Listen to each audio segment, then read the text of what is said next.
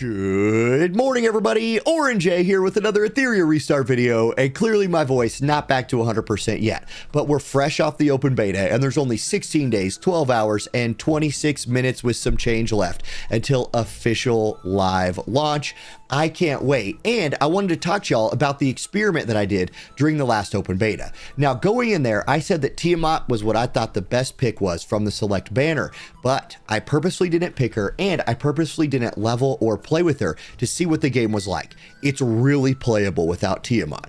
I am going to say I still think she is a great choice from the select banner. She does things that other characters in this game can't do. Her damage share is going to help you like overcome some maybe like gear problems that you're having early in the game. You just stack HP, you stack defensive stats on her. She's going to share the damage with your team. She provides shields and heals. She can taunt. Like, she is a true tank in a game that just kind of doesn't have a lot of tanks.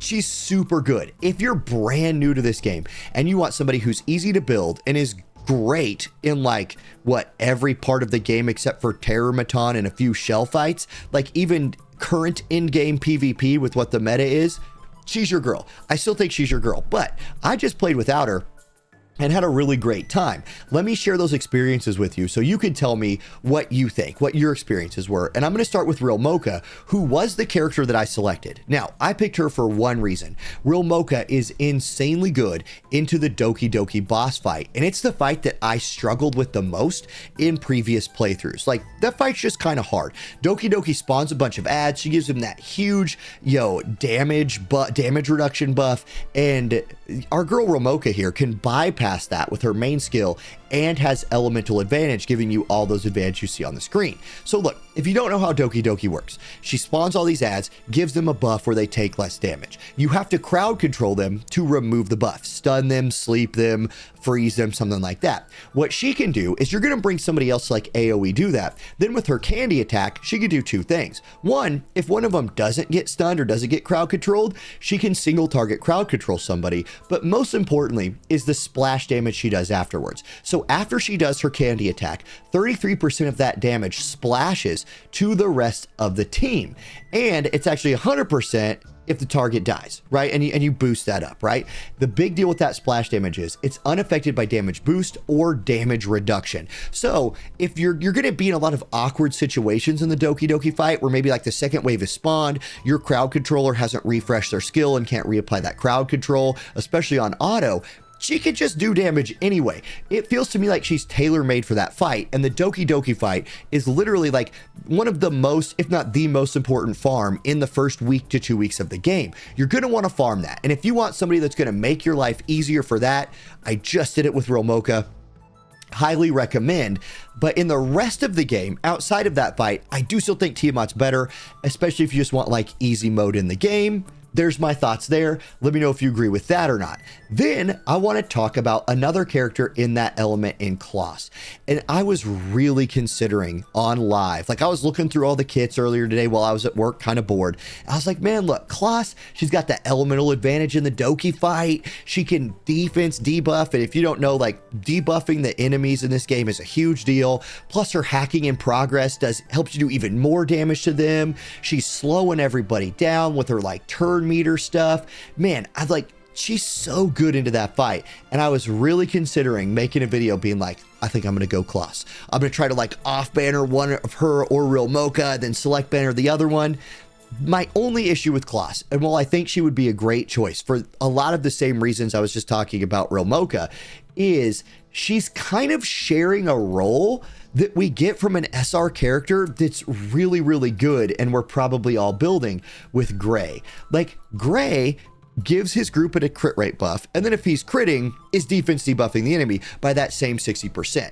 Now, Kloss is going to help you do more damage to like all those mobs than Gray is, because Gray is just doing the 60% defense debuff, and she's adding her like hacking in and hacked debuff, which boosts your damage even more. But like, I feel like there's maybe a little bit of an overlap there, especially for players who are free to play and might not have as big of a roster. I think that overlap between Gray and Kloss might steer them away from her a little bit, but man, I'll tell you what, she is a tempting take just for, again, how easy she's going to make the Doki fight. And I've seen people try to make her work in PvP as well. I haven't seen the like OP PvP version of her myself, but maybe you have. Okay, the next character I want to talk about here is Helkid. Helkid is another one who I think will just kind of make the game easier for you. He's a character that's going to scale off of attack, and he's going to make your team a lot harder to kill with his Shroud Barrier. Really, like, we already have Leon as an SSR, I call it fire element, what the heck's actually called, reason element, the red one, as a DPS. So again, there's a little bit of overlap there, but he does things that she can't, right? His Shroud Barrier that he's going to be applying to your whole team also gives immunity. And when you get to like PvPing in this game, especially if you're trying to like push in PvP a little bit, that immunity is a big deal. If you have this guy go before like the other team's debuffers, what are they like? All of a sudden now they can't debuff you. And there's a lot of PvE fights in this game too, where you're really not wanting to get stacked with those debuffs. So he's going to make your team harder to kill with his Shroud Barrier while doing a bunch of damage, while giving your team immunity. And he's got a little stun built into his kit as well as an attack. There it is, attack debuff by 40%. He provides damage and a ton of utility. And I think if you were looking for like another kind of easy mode option that's kind of easy to slot in somewhere, I think Helkid would be a pretty dang good choice there. Then there was, I wanted to just bring up Veronica because I had mentioned in a previous video that I wanted to pick her. She's going to get, like, my prediction is she's going to get buffed, and I really hope she does so I can revisit that. I do not recommend Veronica right now. She has her roles, but man, like, please buff Veronica. Okay, the other character I wanted to mention was Rosa, and this is a character that I played so much of in the last open beta. Like, I kid you not, maybe the best damage dealing character in the game outside of Messiah, but she's on the select banner. Okay, if you don't know what she does, look, if you select her in the select banner like day one, you're going to be like, what's he talking about? She's not that good. As your team can start critting, she does so much damage. First of all, crit rate buff to your team, speed down on the other team. You're going to like both of those things. And then her passive is she's going to be putting this Blade Heart Bloom on people, which has them take 15% extra damage from basic attacks. When the carrier takes a crit, so when that mob that has this debuff on them is crit, she will follow up attack with her basic attack, and she's going crit. So it's just like you hit an enemy and she's just like crit, crit, crit, crit, crit, crit, crit, crit, crit. Where she was absolutely the MVP of my account. And look, she was probably the MVP of my account, her or real Mocha, farming those shell bosses, where a lot of times there's like strategy you can use with shell bosses, or you can just target the boss and just kill them really fast. Look, she helps that. She's the greatest. Like, hey, I have my whole team just like keep critting the boss, and every time they do, Rosa's like, and she just burns them down.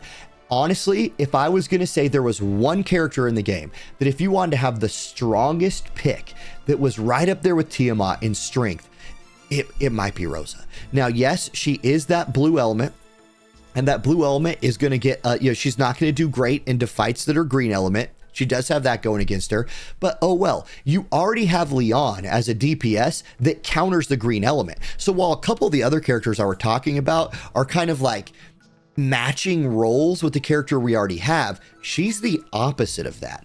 We already have a DPS for reason to counter the red element. You get her, now you counter the red element, and you're going to be neutral against other odd element characters. She's going to slot into a lot of your teams and be your best or second best damage dealer in a lot of situations. Like, honestly, if she got nerfed, I wouldn't be surprised. I think she was that good, and I think you could do her in PvP. I think she's obviously great in PvE, especially in those shell fights, which shells are a very important thing to be able to farm. So that's my experience coming out of the last beta with my little test. I loved having real Mocha and Rosa, and it would have been very hard. It'd have been a very different gameplay experience for me without real Mocha and Rosa on my account. I don't know who I'm going to pick yet. And so I will wait and see what the patch notes say from whatever changes that they make. I might still go for Tiamat. Like, I might still just take that safe. I can run Tiamat with some healers, stack HP, stack defense, especially as the game gets later and we build some better defensive sets. She's going to really take off. But there's that part of me too that I think a lot of people will take Tiamat, and I think I would like to provide that other perspective. So there's a little bit of that other perspective that I gained from the last beta. Thank you guys for watching. I hope my voice is like fully back for the rest of this countdown till global launch. I'm going to try and do like a video a day, kind of hyping it up. Come along for the ride. Like, subscribe, all that stuff I always forget to tell people to do, and I'll catch you in the next one. Peace.